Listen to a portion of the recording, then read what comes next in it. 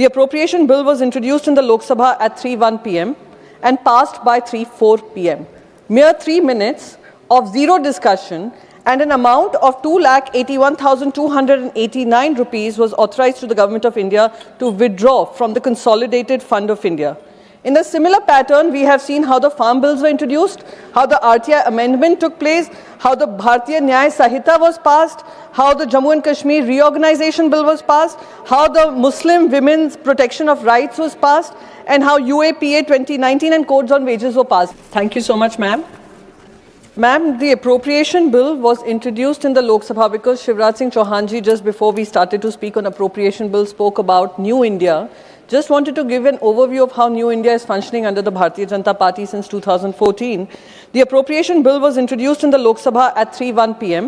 and passed by 3:04 p.m.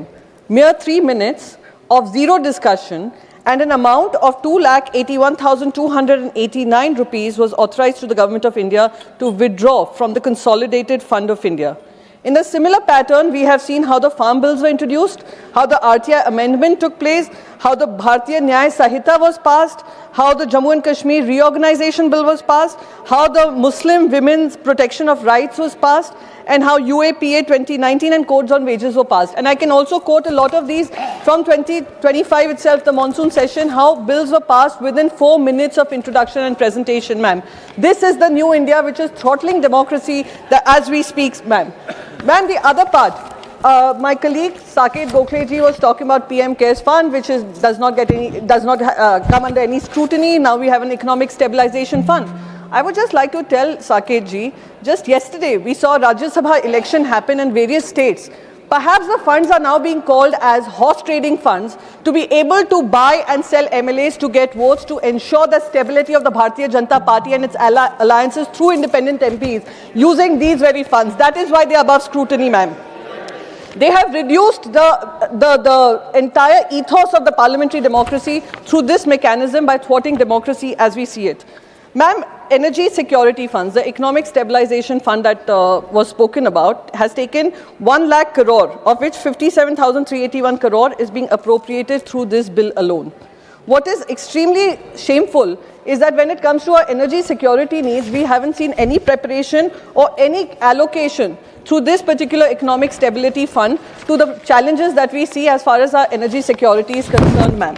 As of now, Strait of Hormuz, which is shut and is only allowing Indian ships to pass case-by-case basis, not like what Shivraj Singh Chauhan ji said, that there's a blanket approval that they have received, which has been corrected by the Ministry of External Affairs.